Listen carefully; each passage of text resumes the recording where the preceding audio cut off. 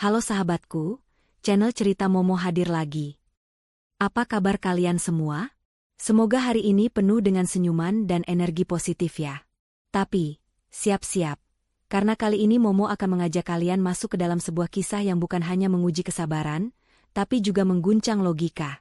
Pernahkah kalian membayangkan, di saat paling rapuh, orang yang seharusnya melindungi justru menjadi predator?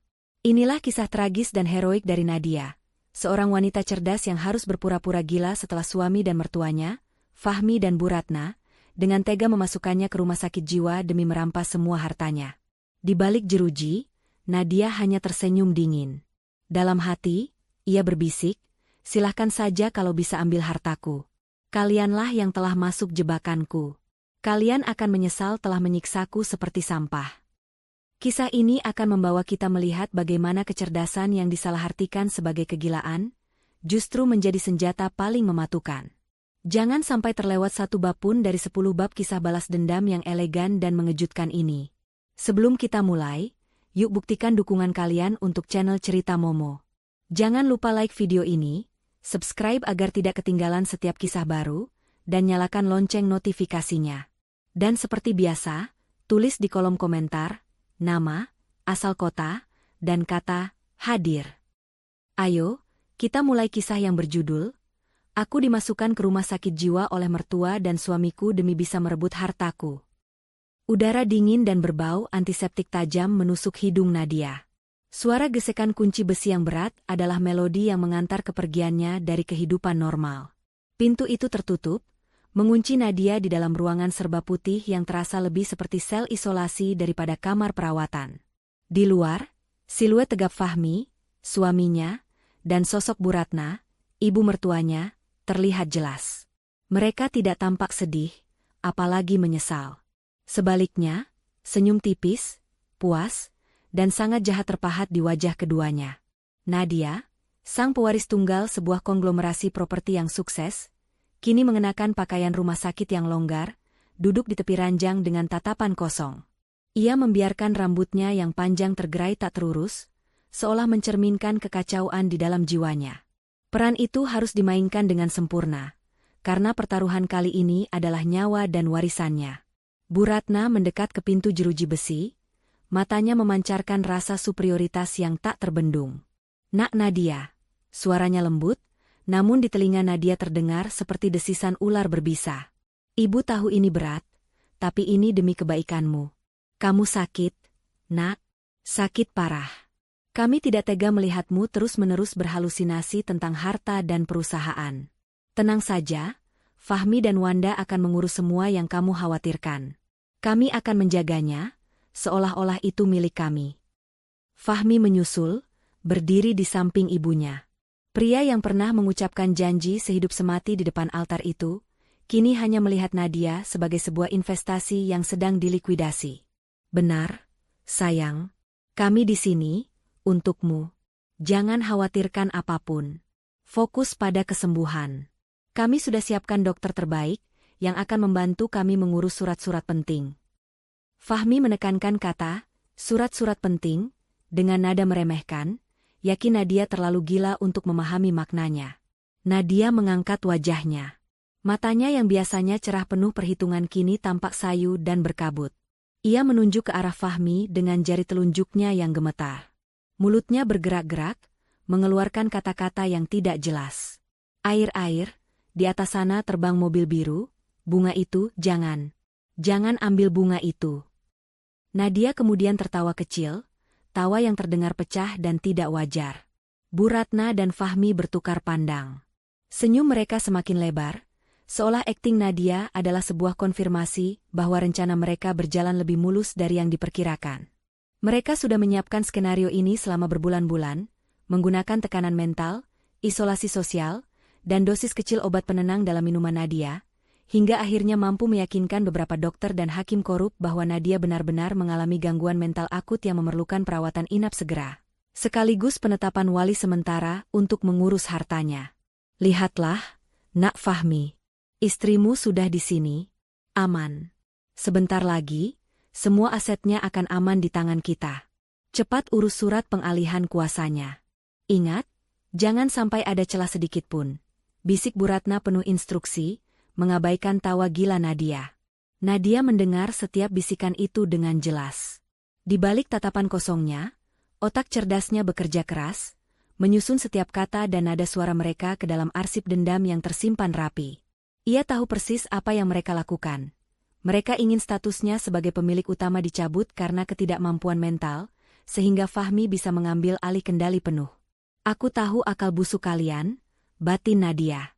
Kalian pikir aku benar-benar gila? Tidak. Ini adalah panggungku. Aku biarkan kalian tertawa dan menari di atas kemenangan semu, karena begitu kalian sentuh jebakan yang sudah aku pasang, kalian akan menangis darah. Tawa Nadia semakin keras, diikuti dengan isakan tangis yang tiba-tiba. Ia berpura-pura jatuh dari ranjang, merangkak ke lantai, dan memukul-mukul kepalanya ke lantai. Perawat yang berjaga segera masuk untuk menenangkannya. Bu Ratna dan Fahmi mundur teratur, merasa jijik sekaligus puas. Sudah, kami harus pergi. Perawat, tolong rawat dia dengan baik, ujar Fahmi tanpa sedikit pun nada kekhawatiran, yang ada hanya formalitas. Mereka pergi, meninggalkan Nadia yang kini berada di tangan perawat. Begitu pintu ganda itu tertutup rapat, dan suara langkah kaki mereka menjauh, Nadia menghentikan tangis dan pukulannya. Ia bangkit, merapikan pakaiannya yang sedikit kusut, dan melihat sekeliling ruangan. Ia memeriksa setiap sudut, setiap celah. Ia harus tahu, apakah ada kamera pengawas tersembunyi. Sambil berjalan mondar-mandir, Nadia mulai menyusun strategi. Peran sebagai orang gila harus dipertahankan. Ini adalah benteng terakhirnya. 3 bulan lalu, ia sudah mencium gelagat aneh Fahmi yang sering berdiskusi rahasia dengan Bu Ratna, terutama setelah hasil tes medis rahasianya menunjukkan ia tidak mungkin hamil dalam waktu dekat. Satu-satunya hal yang bisa membuat Fahmi bersabar dengan hartanya. Sejak saat itu, Nadia mulai bergerak dalam diam. Ia telah mengubah beberapa detail penting dalam dokumen kepemilikan aset perusahaan secara rahasia. Ia sengaja membuat jaringan kepemilikan menjadi sangat rumit dan berlapis, terhubung dengan beberapa rekening bank internasional yang hanya bisa diakses dengan kode tertentu, kode yang hanya diketahui olehnya dan satu orang kepercayaannya. Selain itu, ia juga telah mendirikan yayasan sosial rahasia yang terikat kontrak hukum ketat dengan aset utamanya. Sebuah jebakan yang terperinci. Jika Fahmi dan Bu Ratna menggunakan laporan medis palsu untuk mencabut kuasanya, mereka akan segera mendapatkan kontrol, tetapi kontrol itu akan menjadi bumerang. Begitu mereka mencoba menjual, mencairkan, atau mengalihkan aset utama, klausul rahasia akan aktif. Aset itu akan otomatis berpindah tangan ke yayasan sosialnya, yang berarti akan disita atas nama kemanusiaan, dan semua pihak yang mencoba mengakses secara ilegal akan dikenai tuntutan pidana berat. Sisa aset yang tersisa di tangan Fahmi hanyalah aset beracun, surat-surat saham lama yang sudah tidak bernilai, dan beberapa properti yang sedang terbelit hutang besar. Nadia mendekati jendela berteralis. Di luar, langit biru tampak damai. Ini adalah RSJ swasta kelas atas yang sangat tertutup, dikelola oleh sebuah yayasan yang ternyata memiliki koneksi dengan Bu Ratna. Fahmi dan Bu Ratna telah memastikan bahwa tidak ada satupun teman, sahabat, atau orang kepercayaan Nadia yang dapat mendekat. Mereka hanya mengizinkan dokter ahli, pilihan mereka yang disewa untuk datang. Namun, Nadia sudah memikirkan langkah ini. Jauh sebelum ia ditangkap, ia telah mendekati salah satu perawat senior di RSJ ini, Suster Mita, seorang wanita parubaya yang memiliki integritas tinggi. Suster Mita telah berjanji akan menjadi mata dan telinga Nadia di dalam. Lebih dari itu, Nadia telah memberi Suster Mita sebuah kontak darurat yang sangat penting, Dr. Satrio. Dr. Satrio bukan hanya psikiater handal, tetapi ia juga sepupu jauh Nadia yang sangat ia percaya, sekaligus ahli hukum yang mendalami psikologi forensik. Dialah yang diam-diam membantu Nadia menyusun dokumen berlapis jebakan itu. Fahmi dan Bu Ratna tidak tahu siapa Dr. Satrio. Mereka hanya tahu namanya sebagai psikiater yang disarankan Nadia saat mereka berdebat soal kesehatan mentalnya beberapa bulan lalu. Mereka mengira Dr. Satrio tidak ada artinya. Mereka bahkan tidak tahu bahwa Dr. Satrio kini menjadi satu-satunya yang memegang kunci untuk mengaktifkan jebakan hukum tersebut. Sore itu, saat suster jaga berganti, Nadia melihat Suster Mita masuk. Suster Mita tidak mengucapkan sepatah kata pun. Ia hanya meletakkan nampan makanan, dan saat Nadia pura-pura terbatuk, Suster Mita membalas dengan gerakan mata ke arah meja. Di bawah nampan, terselip sebuah catatan kecil. Nadia menunggu sampai Suster Mita keluar dan pintu terkunci lagi. Ia segera mengambil catatan itu. Tulisannya kecil, rapi, dan cepat, pintu darurat di belakang ruang laundry. Kunci ada di saku jubah putih milik Dr. Satrio. Ia akan datang besok. Fahmi sudah mengurus dokter palsu. Laporan pertama akan keluar lusa. Wajah Nadia yang tadi kaku kini menunjukkan kilatan tekad. Waktunya sempit. Laporan medis palsu itu adalah kunci bagi Fahmi untuk mengambil alih segalanya. Setelah laporan itu keluar, proses hukum untuk pencabutan kuasa akan berjalan sangat cepat, yang berarti waktu untuk mengaktifkan jebakannya juga terbatas. Besok, pikir Nadia. Dr. Satrio akan datang besok. Ia harus tampil sangat meyakinkan di depan Dr. Satrio. Fahmi dan Bu Ratna pasti akan memasang mata-mata atau kamera tersembunyi untuk merekam pertemuan itu, sebagai bukti tambahan di pengadilan. Nadia kembali ke ranjang, mengubah ekspresinya menjadi campuran antara takut dan terkejut. Ia mulai merobek-robek kain di pinggiran selimut, menggumamkan nama-nama yang tidak dikenal, dan sesekali berteriak tanpa suara. Ia membiarkan air mata palsu membasahi pipinya. Ia tahu, ujian terberatnya bukanlah bertahan di tempat mengerikan ini. Ujian terberatnya adalah mempertahankan kewarasannya, sambil meyakinkan semua orang bahwa ia telah kehilangan segalanya. Ia harus menjadi sampah yang mereka buang, agar mereka lengah dan masuk sepenuhnya ke dalam sarang laba-laba yang telah ia rajut. Fahmi dan Bu Ratna tidak akan menyangka bahwa wanita yang mereka sebut gila itu adalah dalang di balik kehancuran finansial yang akan menimpa mereka. Mereka tidak tahu bahwa setiap dering telepon yang mereka lakukan, setiap tanda tangan yang mereka bubuhkan, hanyalah tali yang semakin menjerat leher mereka sendiri. Nadia menutup matanya, mengambil napas dalam-dalam, dan kembali membuka matanya dengan tatapan kosong. Silahkan saja. Kalian mulai pesta ini, tapi aku yang akan mengakhirinya. Keesokan harinya terasa panjang dan penuh ketegangan bagi Nadia. Ia harus mempertahankan performa, kegilaan, yang semakin intens. Ia sengaja menumpahkan makanan di lantai, berbicara dengan cermin seolah-olah cermin itu adalah teman rahasianya, dan menolak untuk tidur. Berdalih ada panggilan penting dari langit yang harus ia jawab. Perawat-perawat yang bertugas, meskipun sebagian besar profesional, mulai menunjukkan rasa lelah dan frustrasi yang nyata, semakin meyakinkan semua pihak bahwa kondisi Nadia memang parah dan tidak bisa dipertahankan di rumah. Pagi menjelang siang, Bu Ratna dan Fahmi datang. Mereka membawa serta Wanda, adik ipar Nadia. Wanda, yang selalu merasa iri dengan kekayaan Nadia, memasang wajah palsu penuh kasih sayang. Ia membawa sebuket bunga lili yang sengaja Nadia tahu ia benci, sebuah sentuhan kecil yang menunjukkan betapa puasnya mereka dengan penderitaan Nadia. "Nak Nadia," sapa Bu Ratna dengan suara yang dibuat selembut mungkin, sambil mengusap air mata palsu di sudut matanya. "Ibu bawakan bunga kesukaanmu. Ibu ingin kamu tahu, kami semua menyayangimu." Nadia tidak menanggapi sapaan itu. Ia justru menatap bunga di tangan Bu Ratna dengan tatapan tajam yang membuat Bu Ratna sempat bergidik. Namun, sedetik kemudian, Nadia kembali tertawa cekikikan, lalu tiba-tiba berteriak dengan nada cempreng. "Bukan. Itu rumput. Rumput beracun. Jangan sentuh. Nanti naga itu datang." Nadia kemudian mengambil bantal dan memeluknya erat-erat, seolah bantal itu adalah perisai pelindung dari rumput beracun tersebut. Fahmi menggelengkan kepalanya dengan ekspresi lelah dan putus asa yang dibuat-buat di depan Wanda dan perawat. "Ibu lihat sendiri. Kan? Ia semakin parah.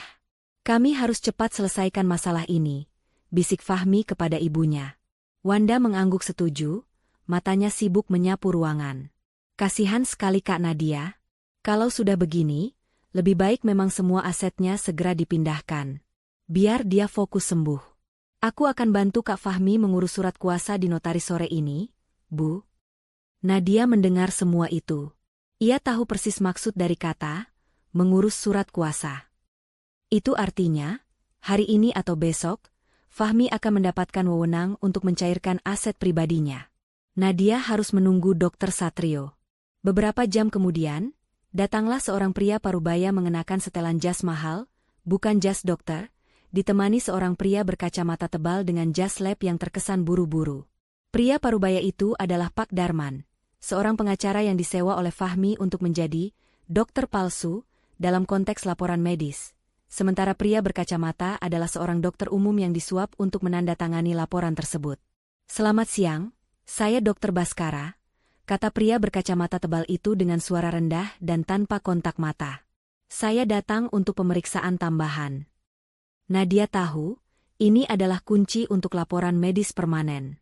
Jika mereka berhasil meyakinkan dokter ini, kuasanya akan segera dicabut. Ini adalah saatnya ia menggunakan kecerdasannya untuk membuat mereka percaya bahwa ia sudah benar-benar kehilangan akal sehat. Saat Dokter Baskara mendekat, Nadia tiba-tiba melompat ke atas ranjang. Ia menunjuk ke arah Pak Darman, si pengacara yang menyamar, dengan tangan gemetar. Bukan dia dokterku," teriak Nadia dengan nada histeris yang menusuk. Dia Tuan Cahaya. Dia selalu datang di malam hari dan mengajakku bicara tentang angka. Angka yang tak pernah berhenti."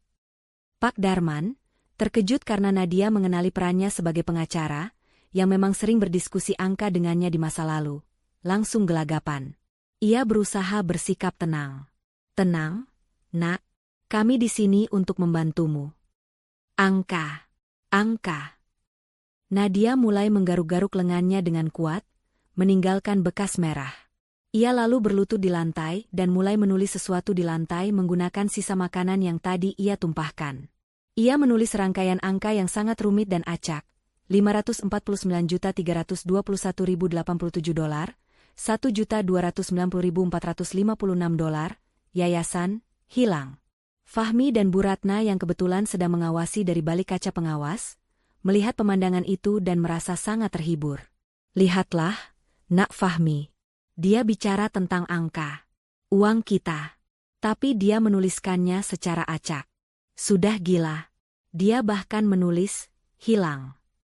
Jelas dia sedang berhalusinasi," kata Bu Ratna sambil menyunggingkan senyum kemenangan. Namun, Nadia tahu betul apa yang ia tulis. Angka-angka yang ia tulis di lantai bukanlah angka acak, melainkan saldo rekening yang sudah ia kosongkan dan alihkan ke yayasan sosialnya. Kata, hilang, yang ia tulis adalah pesan tersembunyi untuk Dokter Satrio yang akan datang besok. Pesan itu bermaksud, rekening tersebut sudah hilang, dialihkan, gunakan itu sebagai bukti ketika mereka mencoba mengaksesnya. Dokter Baskara dan Pak Darman buru-buru menyelesaikan pemeriksaan, merasa tidak nyaman dengan tingkat kegilaan Nadia yang melebihi ekspektasi mereka. Pak Darman mengambil foto tulisan angka Nadia di lantai sebagai bukti kuat dalam laporan mereka. Sebuah bukti yang, tanpa mereka sadari, adalah kunci untuk membongkar jebakan yang telah Nadia pasang. "Kami akan segera membuat laporan resmi, Bu Ratna. Kondisinya sangat tidak stabil," kata Dokter Baskara dengan wajah pucat saat ia meninggalkan ruangan. Ia tidak tahu bahwa ia baru saja memberikan amunisi bagi kehancuran Fahmi dan Bu Ratna. Malam itu, saat Nadia berpura-pura tidur setelah sesi perawatan yang melelahkan, ia mendengar suara kunci berderak. Suster Mita masuk, membawa obat tidur. Dia sudah di kamar sebelah. "Menunggu waktu yang tepat," bisik Suster Mita, menunjuk ke arah kamar sebelah yang kosong. Fahmi dan Bu Ratna sudah pergi. Besok pagi, mereka akan membawa laporan dokter palsu itu ke notaris. "Dokter Satrio?" bisik Nadia balik. Suaranya parau karena seharian berteriak. Suster Mita mengangguk. "Ya." Dia menyamar sebagai staf administrasi baru. "Dia ingin bertemu sebentar denganmu, setelah kita pastikan tidak ada mata-mata." Nadia merasa lega yang luar biasa. Dokter Satrio telah tiba. Bantuan dan rencana balas dendamnya kini berada di tangan orang yang tepat. Ia hanya perlu bertahan sedikit lagi. Suster Mita menyuntikkan obat tidur. Namun Nadia, yang sudah terbiasa dengan dosis kecil yang dicampurkan Fahmi selama berbulan-bulan, hanya merasakan sedikit kantuk. Ia harus menidurkan perawat jaga. "Tolong Nak Nadia tidur sekarang. Kita akan bergerak sebelum subuh," kata Suster Mita. Nadia memejamkan mata, membiarkan tubuhnya beristirahat sejenak. Dalam gelap, ia tersenyum. Senyum yang penuh perhitungan. Mereka pikir mereka menang, Tetapi mereka baru saja menyerahkan diri mereka ke rumah sakit jiwa keuangan yang telah ia ciptakan. Fahmi dan Bu Ratna akan menyentuh harta itu, dan saat mereka menyentuhnya, jebakan itu akan tertutup rapat.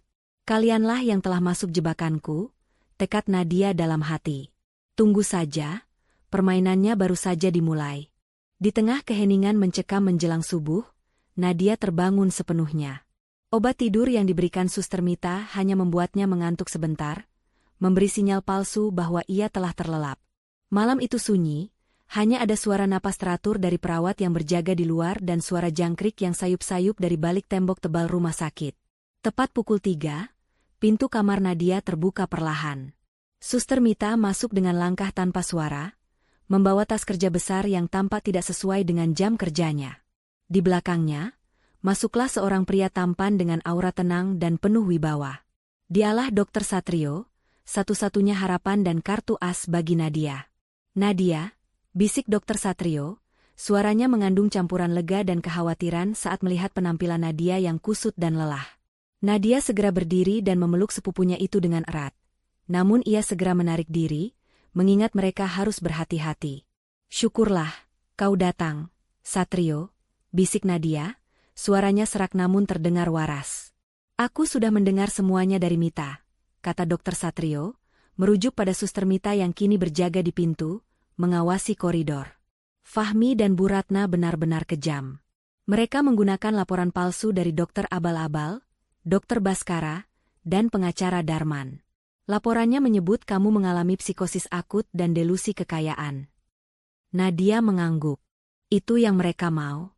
Mereka butuh alasan hukum untuk mencabut wewenangku. Aku sudah lihat tulisan tangan Darman di lantai, tadi aku sengaja menulis angka-angka rekening yang sudah aku kosongkan. Mereka mengira itu delusi, padahal itu adalah petunjuk untukmu.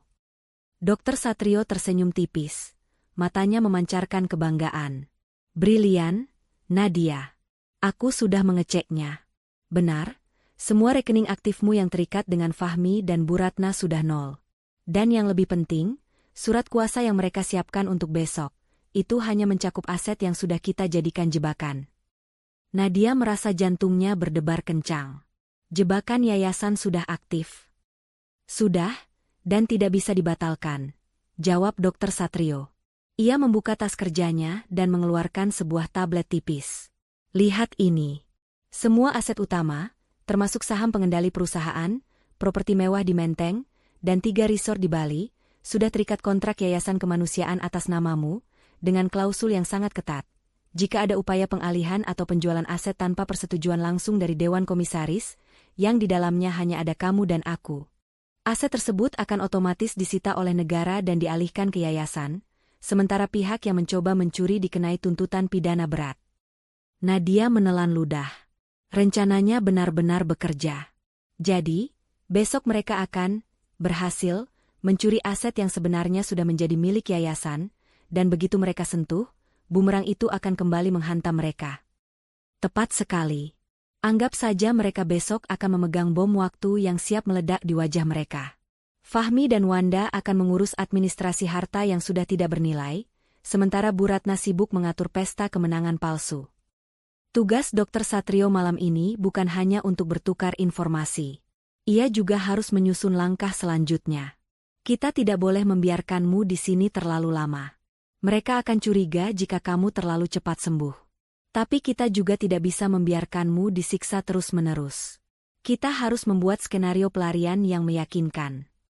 Rencananya, tanya Nadia. Kita akan membuat mereka panik, jelas Dr. Satrio.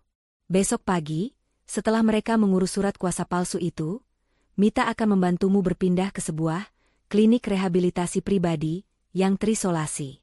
Kita akan bilang ke pihak RSJ bahwa kamu mengalami episode akut yang parah setelah kunjungan mereka, dan kamu butuh isolasi total yang lebih ketat. Ini akan membuat Fahmi dan Bu Ratna merasa lebih aman, karena mereka yakin kamu sudah tidak bisa dihubungi siapapun. Faktanya, klinik itu milikku, dan di sana kamu akan aman. Dan bagaimana dengan dunia luar? Bagaimana aku bisa mengendalikan ini dari dalam? Dr. Satrio kemudian mengeluarkan sebuah ponsel satelit kecil dan memberikannya kepada Nadia.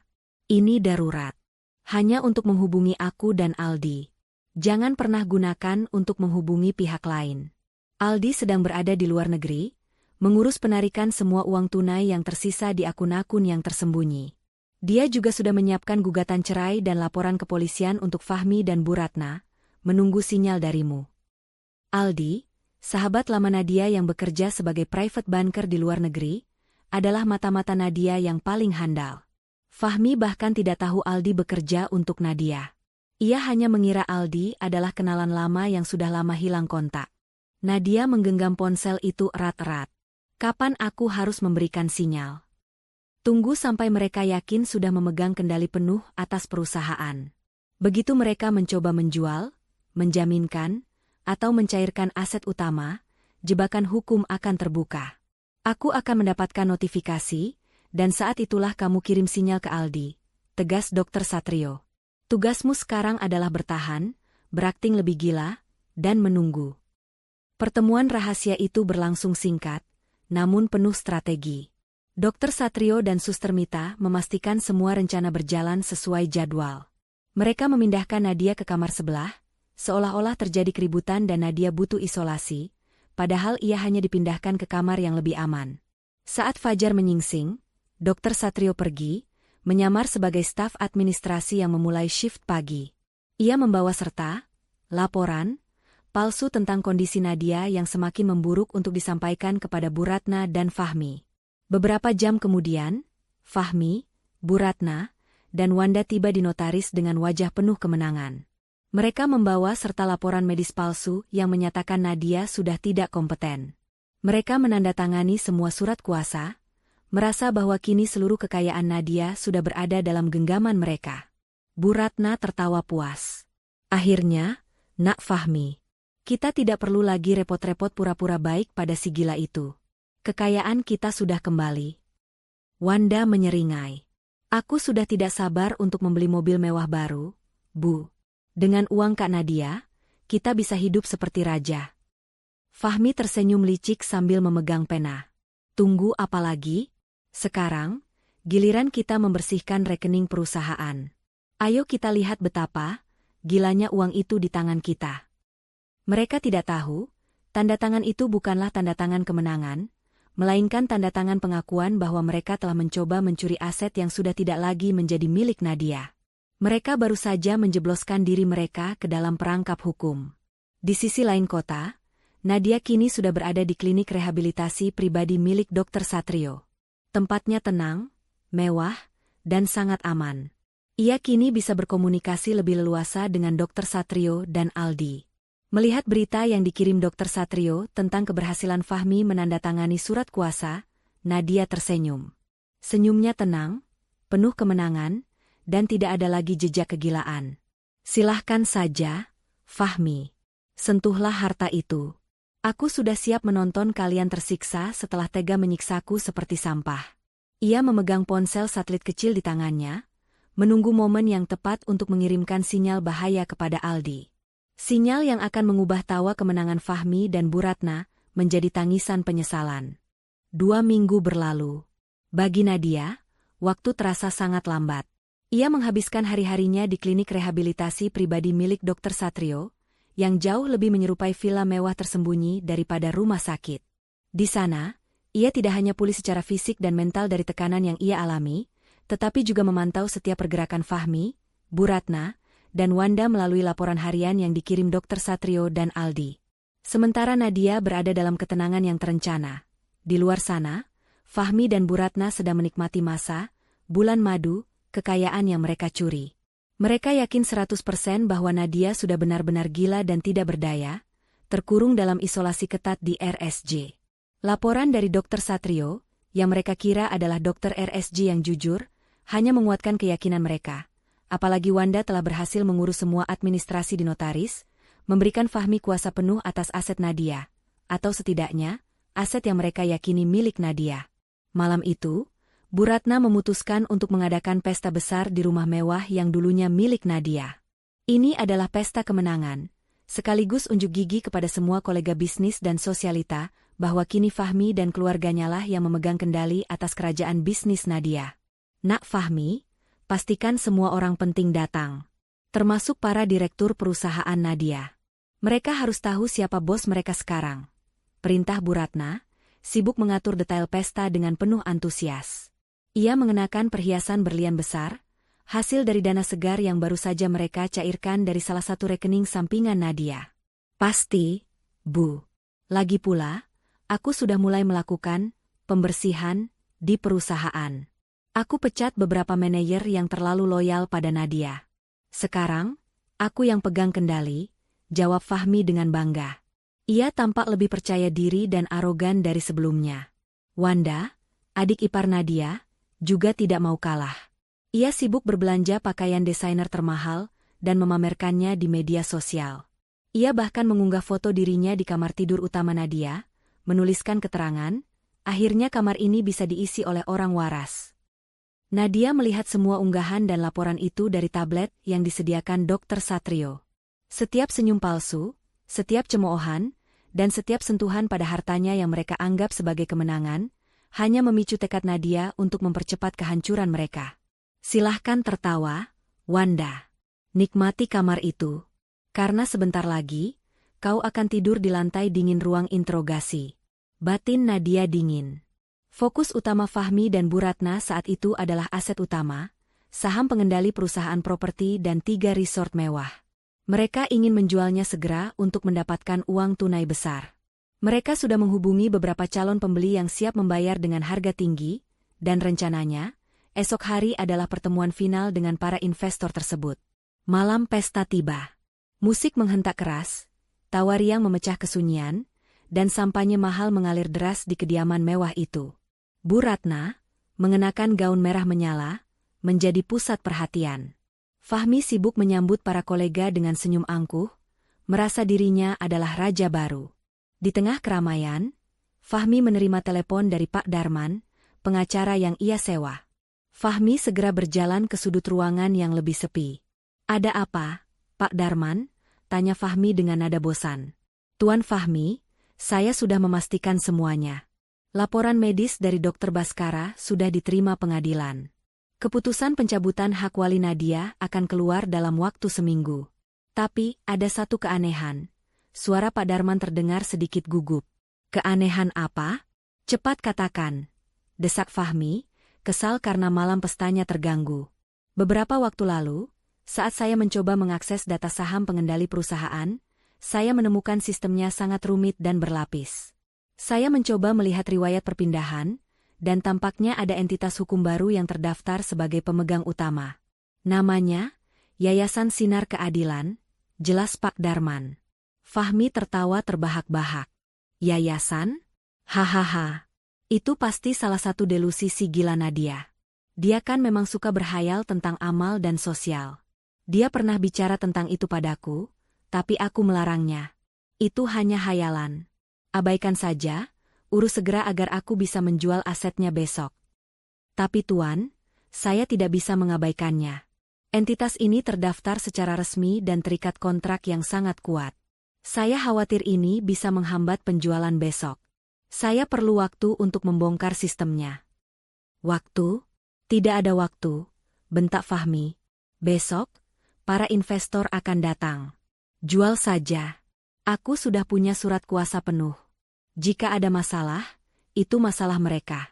Pokoknya, cairkan uang tunai itu sekarang juga. Fahmi memutuskan panggilan dengan kesal. Yakin bahwa yayasan hanyalah hantu buatan pikiran istrinya yang gila. Ia tidak tahu bahwa Yayasan Sinar Keadilan adalah nama asli dari jebakan yang diciptakan Nadia dengan bantuan Dr. Satrio. Saat Fahmi kembali ke tengah pesta, Bu Ratna datang menghampiri. Ada apa, Nak? Wajahmu tegang. Tidak ada apa-apa, Bu. Hanya masalah teknis kecil di perusahaan si gila itu. Besok semuanya akan beres. Kita akan dapat uang triliunan, dan kita akan buang semua sisa-sisa Nadia dari hidup kita. Seru Fahmi penuh percaya diri, mengangkat gelas sampanye tinggi-tinggi. Di pesta tersebut, Bu Ratna bahkan sempat menceritakan kisah pilu Nadia kepada para tamunya, tentu saja dengan versi yang sudah ia dramatisasi. Kasihan sekali Nadia, ujar Bu Ratna dengan raut wajah iba palsu. Ia menjadi gila karena terlalu terobsesi dengan harta. Ia selalu berteriak tentang angka dan yayasan yang tidak ada. Untung Fahmi cepat tanggap. Kalau tidak, harta keluarga kami akan habis terkuras oleh halusinasinya. Semua tamu mengangguk-angguk setuju, merasa kasihan pada Fahmi dan Bu Ratna yang harus mengorbankan diri demi menyelamatkan harta keluarga dari menantu yang gila. Sementara tawa, pujian, dan sumpah serapah palsu bergema di rumah itu, ponsel satelit di tangan Nadia bergetar. Sebuah pesan dari Dr. Satrio, besok mereka akan mencoba memindahkan saham. Saatnya hitungan mundur. Nadia tersenyum dingin. Ia sudah menunggu momen ini. Momen di mana keserakahan mereka membuat mereka buta dan berani melangkahkan kaki ke dalam perangkap yang tak terlihat. Ia kemudian membalas pesan itu dengan satu kata, aktivate. Sinyal itu langsung diteruskan ke Aldi, sahabatnya di luar negeri. Detik itu juga, tim Aldi mulai bergerak. Mereka mengirimkan surat peringatan hukum yang sudah disiapkan jauh-jauh hari kepada semua bank, notaris, dan calon investor yang berhubungan dengan Fahmi, memperingatkan bahwa Yayasan Sinar Keadilan adalah pemilik sah aset tersebut, dan setiap transaksi jual-beli yang dilakukan oleh Fahmi dan Bu Ratna adalah tindakan pidana penggelapan dan pencucian uang. Fahmi dan Bu Ratna masih tertawa-tawa di tengah pesta. Mereka tidak tahu bahwa di balik senyum dan tawa itu, Nadia telah menarik tuas yang akan menjatuhkan mereka ke jurang kehancuran. Pesta kemenangan mereka adalah perayaan terakhir mereka di atas kapal yang sedang tenggelam. Pagi setelah pesta kemenangan itu tiba dengan kejutan yang jauh dari menyenangkan. Bu Ratna dan Fahmi terbangun dengan sisa-sisa kelelahan dan kebahagiaan semalam. Mereka merasa dunia kini ada di tangan mereka. Hari ini adalah hari penentuan, hari di mana mereka akan bertemu para investor dan mencairkan dana besar dari penjualan aset utama Nadia. Fahmi sedang sarapan dengan Bu Ratna di ruang makan mewah. Wanda sudah pergi ke salon sejak pagi, bersiap merayakan kekayaan baru mereka. Aku sudah membayangkan, Bu, setelah uang triliunan itu masuk, kita beli yacht pribadi. Kita tidak perlu lagi melihat wajah wanita gila itu, kata Fahmi sambil menyesap kopi mahalnya. Bu Ratna tertawa puas. Tentu saja, Nak, kita akan hidup mewah. Perusahaan itu akan kita ubah namanya, hilangkan semua jejak Nadia. Tiba-tiba, bel rumah berbunyi nyaring. Seorang kurir datang membawa sebuah amplop coklat besar, tersegel rapi dengan logo kantor hukum asing. Fahmi mengambil amplop itu dengan kesal. Siapa ini? Pagi-pagi begini mengganggu saja. Begitu ia membuka amplop itu, senyum di wajah Fahmi perlahan memudar. Kertas di dalamnya, yang merupakan surat resmi dari firma hukum internasional, terasa dingin di tangannya. Bu Ratna yang melihat perubahan raut wajah anaknya langsung mendekat. Ada apa, Nak Fahmi? Apa isinya? Tanya Bu Ratna cemas. Fahmi mulai membaca keras-keras, suaranya bergetar. Surat itu adalah surat peringatan hukum resmi, legal warning. Isi surat itu sangat jelas dan menusuk. Surat ini dikeluarkan atas nama Yayasan Sinar Keadilan, pemegang saham mayoritas dan pemilik sah dari seluruh aset utama perusahaan properti yang diklaim oleh Tuan Fahmi dan Nyonya Bu Ratna. Surat ini menyatakan bahwa semua tindakan hukum yang dilakukan oleh Tuan Fahmi, termasuk penggunaan laporan medis palsu dan penandatanganan surat kuasa, adalah tindakan ilegal yang tergolong dalam percobaan penggelapan, penipuan, dan pencucian uang. Lebih jauh lagi, surat itu mengklaim bahwa segala upaya penjualan aset yang direncanakan hari itu adalah null and void, batal demi hukum, dan akan segera ditindaklanjuti dengan pelaporan pidana serius ke kepolisian dan Komisi Pemberantasan Korupsi. Bu Ratna merebut surat itu dari tangan Fahmi. Matanya membelalak kaget saat membaca nama, Yayasan Sinar Keadilan. Tidak mungkin. Ini tidak mungkin, teriak Bu Ratna, wajahnya langsung pucat pasi, riasan di wajahnya luntur oleh keringat dingin. Yayasan ini pasti hayalan si gila itu. Kenapa bisa ada surat resmi seperti ini? Fahmi duduk terhenyak di kursi. Ia teringat ucapan pengacaranya, Pak Darman, semalam tentang entitas yayasan yang rumit. Kini, ia menyadari bahwa hayalan yang ia remehkan adalah kenyataan yang siap menghancurkannya. Ini kerjaan Nadia, bisik Fahmi, tidak percaya. Dia sudah merencanakannya. Dia tidak gila. Dia hanya berpura-pura. Di saat yang sama, telepon Fahmi berdering. Itu dari manajer perusahaan, yang suaranya terdengar panik luar biasa. Tuan Fahmi, gawat. Para investor yang seharusnya bertemu kita pagi ini, mereka semua membatalkan pertemuan. Mereka bilang, mereka menerima surat peringatan hukum yang mengerikan. Mereka menuduh kita mencoba menjual aset yang bermasalah. Fahmi menjepit kepalanya. Semalam ia masih raja, pagi ini ia seperti tikus yang masuk perangkap. Aku akan segera ke sana. Tenangkan mereka. Bilang itu hanya salah paham. Namun, belum sempat Fahmi bangkit, bel rumah kembali berbunyi. Kali ini, bukan kurir, melainkan 3 buah mobil mewah hitam yang berhenti di depan gerbang. Dari mobil itu keluar beberapa pria berbadan tegap berjas hitam, bukan preman, melainkan petugas resmi dari bank dan sebuah kantor hukum yang sangat terkemuka, kantor hukum yang sama dengan yang tertera di surat peringatan. Di antara mereka, berdiri Aldi, sahabat lama Nadia, dengan senyum tenang dan mata tajam. Ia adalah orang yang ditugaskan Nadia untuk memimpin aksi penarikan ini. Bu Ratna dan Fahmi melihat kedatangan rombongan itu dengan tubuh kaku. Mereka tahu, ini bukan kunjungan sosial. Mereka tahu, ini adalah permulaan dari kehancuran mereka. Aldi melangkah maju, memegang sebuah dokumen tebal. Ia berdiri di depan pintu, seolah pintu itu adalah gerbang menuju kehancuran Fahmi dan Bu Ratna. Selamat pagi, Tuan Fahmi dan Nyonya Bu Ratna. Sapa Aldi, suaranya ramah namun mematikan. Saya datang sebagai perwakilan hukum dari Yayasan Sinar Keadilan dan kuasa hukum dari Nyonya Nadia. Kedatangan kami adalah untuk melakukan aksi penarikan aset berdasarkan perjanjian yang telah Anda berdua langgar, dan untuk mengajukan tuntutan pidana terhadap Anda. Bu Ratna hampir pingsan di tempat. Aksi penarikan? Kalian siapa? Kami adalah orang-orang yang mengurus harta Nyonya Nadia saat Anda sibuk merencanakan kejahatan di atas penderitaannya. Jawab Aldi santai. Ia melirik jam tangannya. Kami punya waktu 3 jam untuk mengamankan semua properti fisik yang terikat kontrak yayasan. Rumah ini, termasuk semua yang ada di dalamnya, adalah salah satunya. Fahmi melompat, wajahnya merah padam. Tidak bisa. Aku yang punya surat kuasa. Aku suami Nadia. Aku yang pegang kendali sekarang.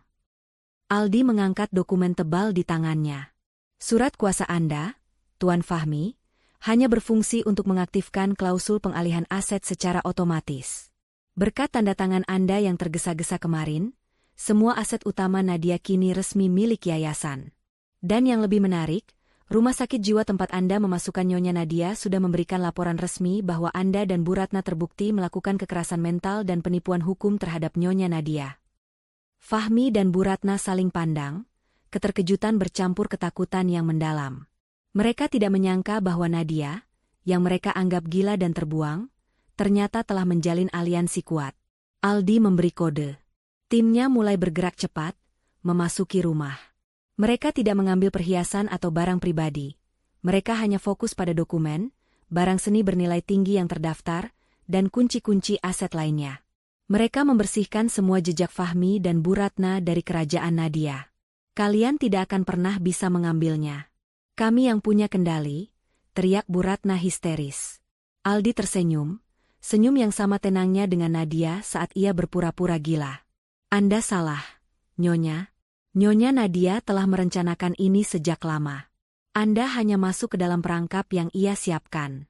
Anda membuangnya seperti sampah, tapi sampah itu kini kembali untuk membersihkan rumah Anda. Dan sebentar lagi, Anda akan melihat kejutan yang lebih besar. Di tempat yang tersembunyi, Nadia menerima laporan dari Aldi. Ia akhirnya bisa tersenyum lega. Ekspresi wajah Fahmi dan Bu Ratna yang berubah dari tawa angkuh menjadi pucat pasi dan ketakutan, adalah hal yang paling memuaskan baginya. Rasakan, Fahmi. Rasakan sakitnya. Aku telah bersumpah untuk membuat kalian menyesal setelah tega menyiksaku. Perang belum berakhir, tetapi babak kekalahan Fahmi dan Bu Ratna sudah dimulai. Kekacauan di rumah mewah itu mencapai puncaknya. Petugas penarikan aset bergerak cepat dan profesional, dipimpin oleh Aldi yang tanpa emosi. Mereka mengamankan semua dokumen vital, barang seni yang terdaftar sebagai aset yayasan, dan bahkan mengganti kunci-kunci utama di seluruh properti. Bu Ratna dan Fahmi hanya bisa berteriak histeris, menyumpah serapah, dan berusaha menghalangi. namun setiap upaya mereka sia-sia di hadapan perintah hukum yang sudah divalidasi. Kalian tidak berhak. Rumah ini milik kami. Kami yang bayar pajaknya. Teriak Bu Ratna sambil mencoba menarik paksa sebuah lukisan berharga yang sedang dilepas dari dinding. Aldi menahan Bu Ratna dengan sopan tapi tegas. Maaf, Nyonya. Berdasarkan kontrak yayasan, rumah ini, meskipun atas nama individu, terikat pada dana abadi Nyonya Nadia. Dan karena Nyonya Nadia tidak kompeten secara mental, menurut laporan yang Anda sendiri ajukan, maka kendali penuh aset ini secara otomatis beralih kepada yayasan untuk dikelola. Tugas kami hanya mengamankan hak yayasan. Fahmi, yang tadi berusaha menelepon pengacaranya, Pak Darman, kini kembali dengan wajah penuh kemarahan dan keputusasaan. Pak Darman tidak bisa dihubungi. Ini pasti akal-akalan kalian.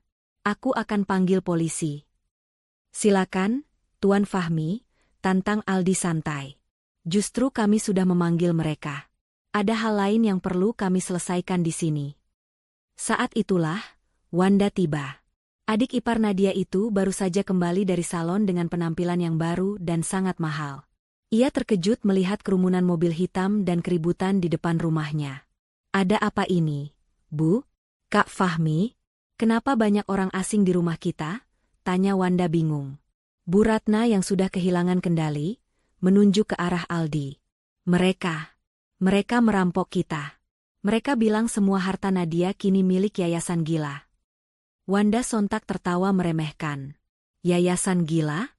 Hahaha. Kalian pasti sudah salah orang. Nadia itu sudah di rumah sakit jiwa, ia tidak waras. Kami yang berkuasa sekarang. Wanda berjalan maju dengan langkah percaya diri menuju Aldi.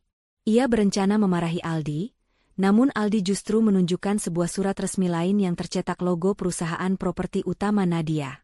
Selamat siang, Nona Wanda. Kami juga datang untuk menyelesaikan urusan terakhir dengan Anda, kata Aldi. Urusan apa? Penarikan semua fasilitas dan tunjangan yang selama ini Anda nikmati dari perusahaan Nyonya Nadia. Termasuk kartu kredit perusahaan, mobil dinas, dan yang paling utama, pembatalan transfer dana kuliah Anda yang baru saja cair ke rekening Anda pagi ini, jelas Aldi dengan suara tenang. Wanda terkejut luar biasa. Dana kuliahnya yang bernilai ratusan juta baru saja ia gunakan untuk membeli pakaian dan tas mahal hari itu. Tidak mungkin. Uang itu sudah sah milikku. Aku adik ipar. Aku keluarga. Maaf, Nona Wanda, potong Aldi. Uang itu adalah biaya operasional perusahaan yang disalahgunakan. Nyonya Nadia secara spesifik mencatat bahwa hanya dia yang berhak mencairkan dana tersebut untuk hal yang tidak berhubungan dengan bisnis. Karena Anda mencairkannya dengan persetujuan Tuan Fahmi yang sekarang sudah dicabut kewenangannya, maka Anda terikat untuk mengembalikan dana itu. Mobil yang Anda kendarai ini, mobil dinas perusahaan, juga harus kami amankan. Wanda menatap mobil mewah barunya yang kini akan ditarik. Ekspresi wajahnya yang tadi penuh kesombongan kini berubah menjadi campuran kaget, marah, dan takut. Bu Ratna memeluk Wanda. Tidak. Mereka tidak bisa melakukan ini. Nak Fahmi, cepat lakukan sesuatu. Fahmi yang merasa terpojok, akhirnya mengeluarkan senjata terakhirnya. Ia berdiri di depan pintu utama rumah. Pergi. Kalian semua perampok. Dengar baik-baik. Rumah ini milikku, bukan milikmu. Aku yang menikahinya. Aku yang berhak atas semua warisannya. Aldi menghela napas, seolah berhadapan dengan anak kecil. Tuan Fahmi, Anda lupa satu detail krusial. Dalam perjanjian pranikah yang ditandatangani oleh Anda dan Nyonya Nadia, aset yang dimiliki Nadia sebelum pernikahan tidak dapat digugat dalam hal terjadi perceraian, dan hak waris Anda hanya berlaku setelah 10 tahun pernikahan, dengan syarat tidak ada tuntutan pidana yang melibatkan Anda. Anda belum genap 7 tahun menikah, dan kini Anda terancam tuntutan pidana berat. Dan Anda bertanya siapa yang punya rumah ini. Aldi tersenyum dingin. Ia mengambil ponsel satelit di sakunya. Nyonya Nadia ingin menyampaikan pesan terakhir untuk Anda, sebelum ia benar-benar pergi. Aldi mengaktifkan speaker ponselnya. Suara Nadia, yang kini terdengar jelas, tenang, dan sangat berwibawa, menggema di seluruh ruangan, menembus teriakan histeris Bu Ratna dan Fahmi. Fahmi, Bu Ratna. Kalian tahu apa bedanya aku dengan kalian? Aku tahu cara membuat uang bekerja, sementara kalian hanya tahu cara menghabiskannya. Kalian pikir aku gila, padahal aku sedang membangun benteng terakhir. Kalian membuangku ke rumah sakit jiwa, menyiksaku seperti sampah, hanya agar kalian bisa mengambil semua hartaku. Kalian lupa, aku sudah tahu akal busuk kalian sejak lama. Bu Ratna dan Fahmi terdiam, wajah mereka pucat total, mendengar suara Nadia yang sangat waras dan tegas. Dengar baik-baik, Fahmi. Rumah ini milik Yayasan Sinar Keadilan, yang aku dirikan. Aku membiarkan kalian mengambilnya, agar kalian terjerat hukum dan membiarkan aku lepas. Kalian telah masuk jebakanku. Sebentar lagi, Dr. Satrio akan mengajukan gugatan cerai dan tuntutan pidana atas nama diriku. Semoga kalian menikmati hari-hari terakhir kalian di udara bebas. Karena setelah ini, kalian akan menyesal telah menipu orang yang sangat mencintai kalian. Nadia mengakhiri panggilannya. Keheningan menyelimuti ruangan itu. Teriakan Bu Ratna dan Fahmi kini berubah menjadi isak tangis ketakutan. Mereka menyadari, mereka tidak hanya gagal mengambil harta Nadia, tetapi mereka juga telah mempertaruhkan segalanya, termasuk kebebasan mereka. Wanda menangis sejadi-jadinya, menyadari mobil baru dan uang kuliahnya kini lenyap. Tepat saat itu, sirene polisi terdengar dari kejauhan, semakin mendekat. Mereka telah dipanggil oleh Aldi, dan kini datang untuk menyelesaikan masalah yang lebih besar, penangkapan pelaku kekerasan mental dan percobaan penggelapan. Suara sirene polisi yang semakin memekakan telinga di depan rumah mewah itu, menjadi penutup tirai bagi babak penipuan yang dilakukan Fahmi dan Bu Ratna. Mereka berdiri membeku, melihat dua mobil patroli berhenti, dan beberapa petugas kepolisian yang tegap berjalan memasuki halaman rumah. Kedatangan polisi bukanlah untuk mereka, melainkan untuk menegakkan tuntutan yang baru saja diajukan. Di sisi lain, di klinik rehabilitasi pribadi milik Dr. Satrio, Nadia sedang menyaksikan siaran berita lokal yang meliput keramaian di rumahnya, semua berkat laporan pers yang sudah disiapkan Aldi dan timnya. Dr. Satrio duduk di sampingnya, mengangguk puas. Operasi pengamanan aset berjalan lancar, Nadia. Sekarang giliran babak hukum, ujar Dr. Satrio, menyerahkan sebuah dokumen hukum yang tebal. Dokumen itu adalah gugatan cerai dan tuntutan pidana atas nama Nadia terhadap Fahmi dan Bu Ratna. Tuduhan utamanya adalah kekerasan dalam rumah tangga, KDRT, mental, penipuan hukum, dan percobaan penggelapan aset. Aku tidak sabar melihat wajah mereka di pengadilan, kata Nadia, suaranya kini penuh kekuatan yang lama hilang. Jangan khawatir. Fahmi dan Bu Ratna tidak akan sempat mengajukan banding soal penarikan aset itu. Mereka akan langsung fokus pada penyelidikan polisi. Wanda sudah ditahan, karena ia adalah pihak yang paling aktif dalam penipuan administrasi di notaris, jelas Dr. Satrio. Sementara itu, di rumahnya, Bu Ratna dan Fahmi diinterogasi oleh pihak kepolisian. Aldi menunjukkan bukti-bukti tak terbantahkan. Rekaman suara telepon Bu Ratna dan Fahmi yang membahas rencana mereka saat Nadia di RSJ, laporan bank tentang upaya ilegal mereka mencairkan dana yayasan, dan yang paling mematikan, kesaksian Suster Mita tentang kondisi mental Nadia yang sebenarnya. Anda berdua ditahan atas dugaan percobaan penipuan dan kekerasan mental, kata seorang perwira polisi. Fahmi berteriak protes. Tidak. Aku yang korban. Istriku yang gila. Dia yang membuat semua jebakan ini. Istrimu, Nyonya Nadia, hanya berpura-pura sakit jiwa untuk mengungkap kejahatan kalian. Kami memiliki laporan valid dari Dr. Satrio yang menyatakan Nyonya Nadia sepenuhnya waras dan hanya mengalami tekanan psikis berat akibat ulah kalian, balas perwira itu tegas. Wajah Fahmi dan Bu Ratna benar-benar hancur.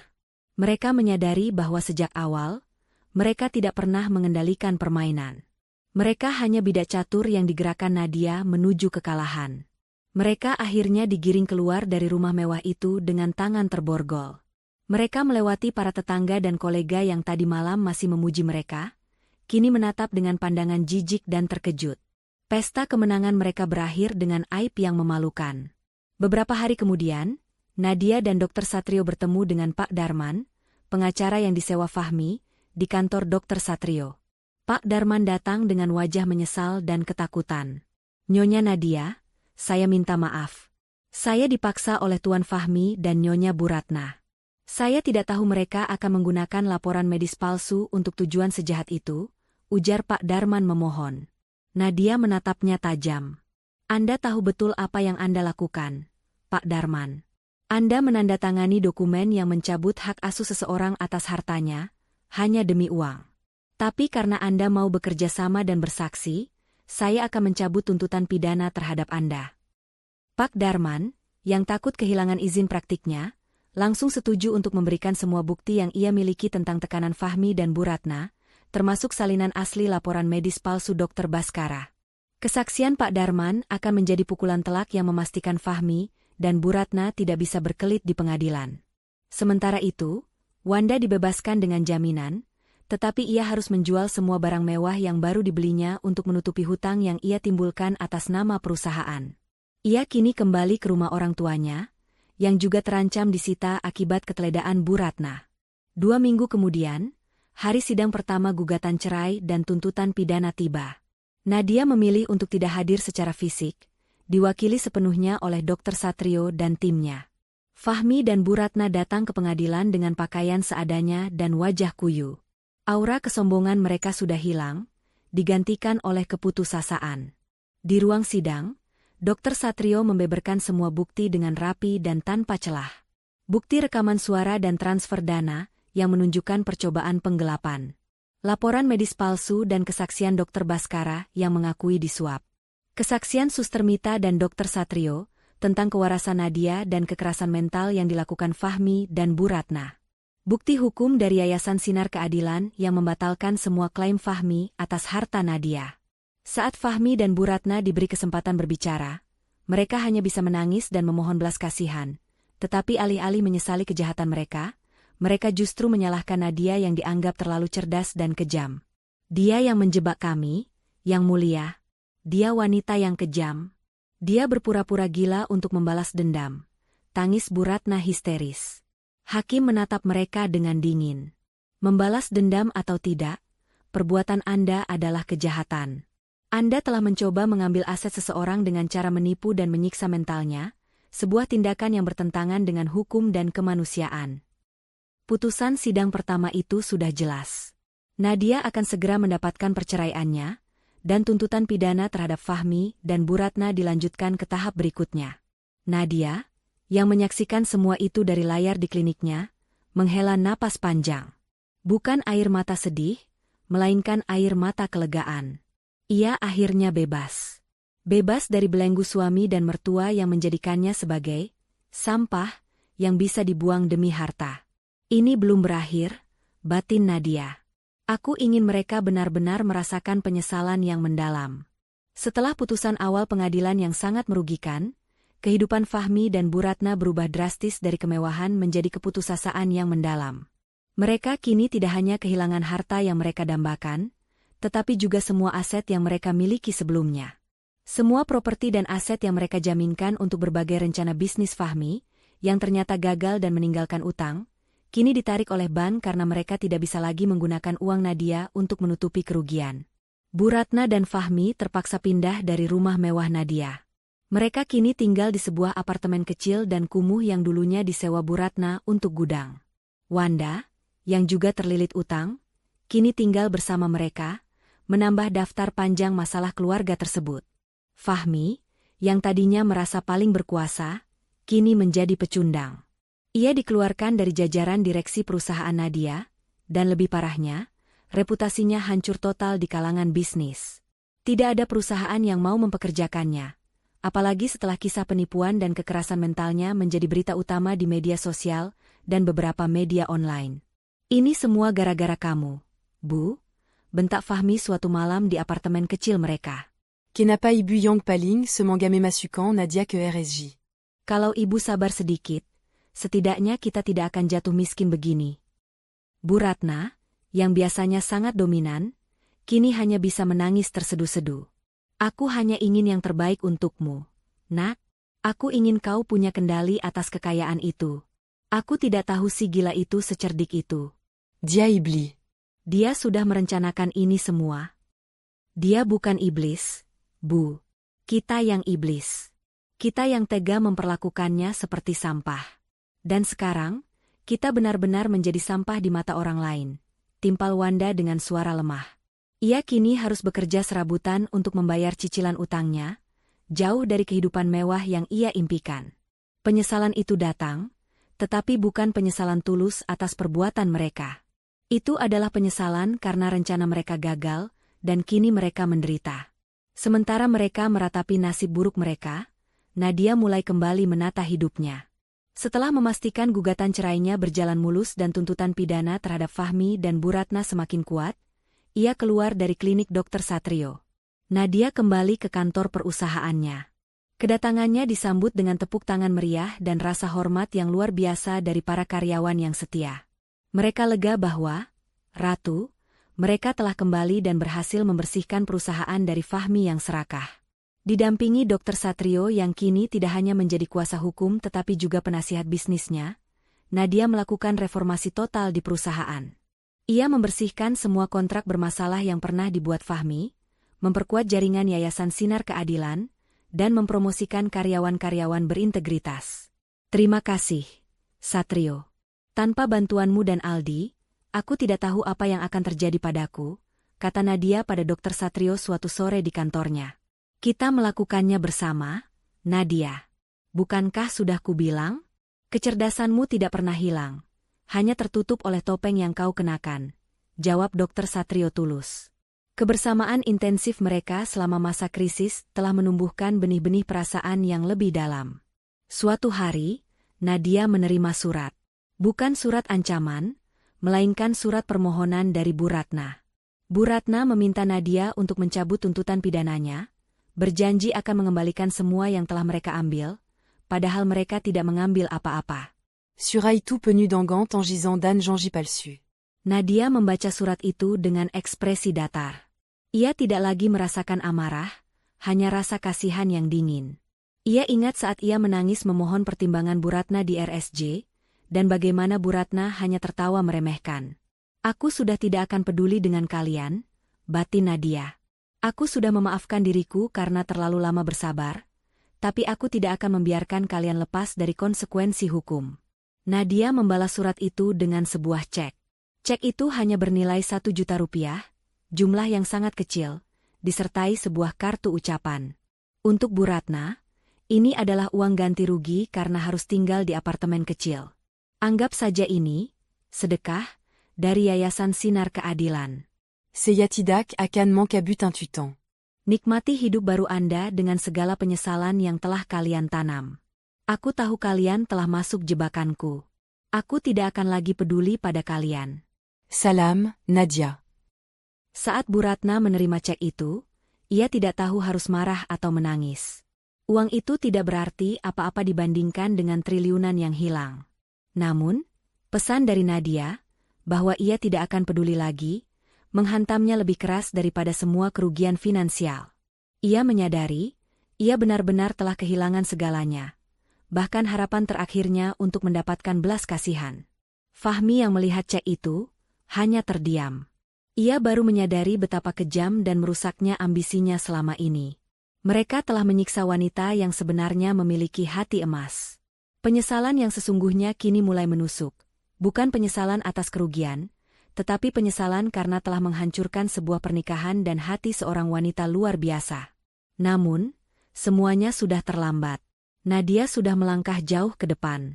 Kini, fokus Nadia adalah memastikan keadilan ditegakkan dan ia bisa memulai hidup baru yang bahagia. Setahun telah berlalu sejak kekacauan besar itu. Dunia berputar sangat cepat bagi semua orang yang terlibat dalam drama Nadia.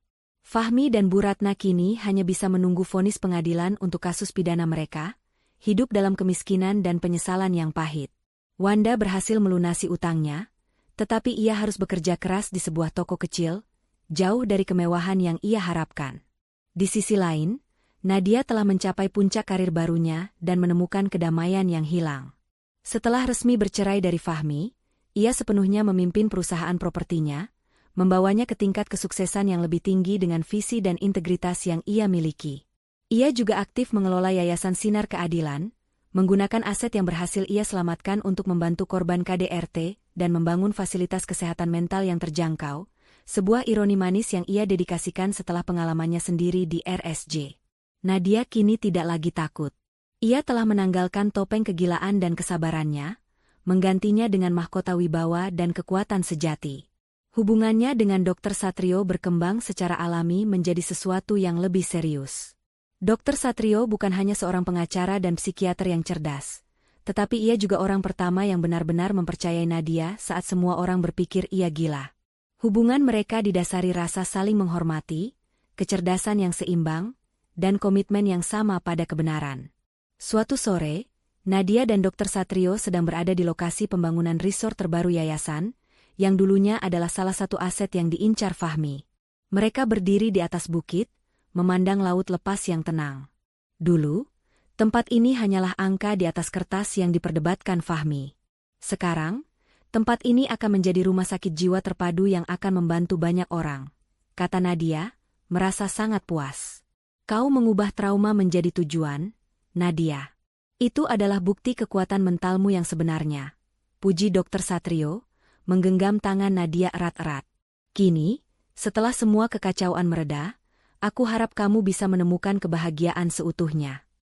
Nadia menatapnya, matanya berkaca-kaca. Aku sudah menemukannya, Satrio, dalam kebebasan, dan dalam dirimu. Sementara Nadia menikmati kedamaiannya, di pengadilan, vonis akhir untuk Fahmi dan Bu Ratna akan dibacakan minggu depan. Kasus mereka menarik perhatian publik secara nasional, terutama karena melibatkan isu kekayaan, penipuan, dan kekerasan mental dalam rumah tangga. Beberapa hari sebelum vonis, Bu Ratna dan Fahmi yang kini harus berhemat, terpaksa menumpang kendaraan umum untuk datang ke kantor pengacara mereka yang baru, pengacara yang disubsidi oleh negara. Di sebuah halte bus yang ramai dan panas, mereka melihat sekilas sebuah billboard besar. Billboard itu menampilkan foto Nadia yang sedang tersenyum tulus, di samping Dr. Satrio. Di sana tertulis, Yayasan Sinar Keadilan, membawa cahaya bagi mereka yang terbuang. Didirikan oleh Nadia, seorang ratu yang mengubah penderitaan menjadi kekuatan. Melihat billboard itu, Fahmi merasa sebuah pukulan keras menghantam dadanya.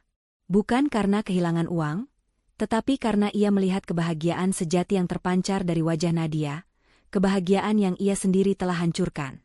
Lihat, Bu, kata Fahmi dengan suara parau. Dia bahagia. Dia sukses. Sementara kita, Bu Ratna hanya bisa menunduk, tidak sanggup melihat wajah mantan menantunya itu. Rasa sesal mereka kini bercampur dengan rasa malu yang teramat sangat. Mereka menyadari bahwa apa yang mereka lakukan adalah sebuah kesalahan bodoh yang merusak masa depan mereka sendiri. Mereka telah mengira Nadia gila, lemah, dan bisa dibuang. Padahal wanita itu adalah otak cemerlang yang mampu merencanakan sebuah jebakan hukum yang sempurna. Mereka telah masuk ke dalamnya karena keserakahan mereka sendiri. Kisah mereka menjadi peringatan bagi banyak orang. Kisah tentang bagaimana ambisi dan kebencian bisa meruntuhkan segalanya, sementara integritas dan kecerdasan akan selalu menemukan jalan menuju keadilan dan mahkota sejati. Nadia tahu bahwa kebahagiaan sejatinya bukan terletak pada harta yang ia miliki, melainkan pada kemampuannya untuk bangkit kembali, membersihkan diri dari racun yang mengelilinginya, dan menggunakan kekuatannya untuk tujuan yang lebih besar. Ia telah membuktikan kepada semua orang, dan terutama pada dirinya sendiri, bahwa ia tidak akan pernah menjadi sampah seperti yang mereka perlakukan. Ia adalah ratu di istananya sendiri, dan kini, ia siap menyambut babak baru yang penuh kebahagiaan sejati. Hari vonis tiba. Ruang sidang dipenuhi oleh para wartawan, aktivis, dan masyarakat yang mengikuti kasus Nadia yang fenomenal ini. Nadia memilih untuk tidak hadir, menyerahkan urusan terakhir ini pada keadilan dan perwakilan hukumnya, Dr. Satrio. Ia kini sedang berada di kantornya, menanti kabar sambil menyelesaikan penandatanganan dokumen investasi penting untuk yayasan. Di ruang sidang, Fahmi dan Bu Ratna tampak sangat berbeda dari setahun yang lalu. Pakaian mereka lusuh, mata mereka cekung karena kurang tidur dan tekanan mental. Mereka berdiri di hadapan hakim, menanti nasib mereka. Rasa cemas dan ketakutan telah menggantikan keserakahan yang pernah membakar jiwa mereka. Hakim membacakan putusan dengan suara tegas dan tanpa kompromi. Ia menimbang semua bukti, dari laporan medis palsu, kesaksian Suster Mita dan Pak Darman, hingga bukti transaksi yang menunjukkan upaya penggelapan aset. Majelis hakim memutuskan, Tuan Fahmi dan Nyonya Bu Ratna terbukti secara sah dan meyakinkan bersalah melakukan tindak pidana penipuan dan kekerasan dalam rumah tangga mental terhadap Nyonya Nadia. Vonis yang dijatuhkan cukup berat. Fahmi divonis hukuman penjara selama 5 tahun, sementara Bu Ratna divonis 3 tahun, dikurangi masa tahanan kota yang sudah mereka jalani. Selain hukuman penjara, mereka juga diharuskan membayar denda yang sangat besar sebagai kompensasi kerugian mental dan biaya hukum yang ditanggung Nadia. Tentu saja, denda tersebut tidak akan pernah bisa mereka bayar. Mendengar vonis tersebut, Fahmi langsung lemas, jatuh terduduk. Ia menoleh ke arah Bu Ratna yang kini menangis terseduh-seduh, bukan lagi karena amarah, melainkan karena penyesalan dan kenyataan pahit yang harus mereka hadapi. Mereka benar-benar telah kehilangan segalanya, termasuk kebebasan mereka. Di luar gedung pengadilan, Dr. Satrio memberikan pernyataan pers yang singkat dan berwibawa. Keadilan telah ditegakkan. Kasus ini membuktikan bahwa harta bukanlah segalanya, dan tidak ada kejahatan yang sempurna. Nyonya Nadia kini telah memulai babak baru hidupnya, bebas dari segala bentuk toksik dan manipulasi. Beliau mendedikasikan hidupnya untuk membantu sesama melalui Yayasan Sinar Keadilan. Berita tentang vonis itu menyebar dengan cepat. Dunia bisnis terkejut, dan masyarakat merasa puas. Kisah Nadia menjadi simbol kemenangan kecerdasan, integritas, dan kekuatan seorang wanita yang diremehkan dan disakiti. Beberapa bulan kemudian, di sebuah acara amal besar yang diadakan oleh Yayasan Sinar Keadilan, Nadia berdiri di atas panggung sebagai tuan rumah. Ia mengenakan gaun yang elegan, memancarkan aura kesuksesan dan kedamaian. Dr. Satrio berdiri di sampingnya, selalu menjadi pilar dukungan yang kokoh. Di tengah acara itu, Nadia membuat pengumuman yang mengejutkan. Ia mengumumkan penggabungan perusahaannya dengan sebuah firma hukum dan konsultasi besar, yang kini dipimpin oleh Dr. Satrio dan Aldi, menciptakan sebuah entitas baru yang menggabungkan kekuatan bisnis, hukum, dan kemanusiaan. Saya dulu pernah berpikir bahwa saya telah kehilangan segalanya, dikurung dan disiksa seperti sampah. Tapi, justru di dalam kegilaan itu, saya menemukan kekuatan sejati saya. Saya sadar, mahkota sejati seorang ratu bukanlah terletak pada berlian yang ia kenakan, tetapi pada keberaniannya untuk bangkit setelah ia jatuh, dan integritasnya untuk menggunakan kekayaan bukan hanya untuk diri sendiri, tetapi untuk orang lain, ujar Nadia, suaranya menggetarkan hati ribuan tamu yang hadir. Di akhir acara, Dr. Satrio berlutut di depan Nadia, di tengah tepuk tangan meriah. Ia melamar Nadia, bukan dengan cincin berlian yang mencolok, melainkan dengan sebuah pin kecil berbentuk mahkota yang terbuat dari emas putih. Kamu adalah ratu yang sesungguhnya, Nadia. Maukah kamu membangun istana kebahagiaan sejati bersamaku? Nadia tersenyum, matanya berkaca-kaca karena bahagia. Tentu, Satrio. Kita akan membangun istana yang didasarkan pada kejujuran dan cinta yang tulus. Mereka berdua berpelukan, disambut sorakan kebahagiaan. Nadia akhirnya mendapatkan akhir yang baru dan bahagia, sebuah babak baru yang penuh cinta, kesuksesan, dan mahkota sejati. Mahkotanya sebagai seorang ratu yang telah melewati badai dan membuktikan dirinya lebih kuat dan cerdas dari semua musuhnya.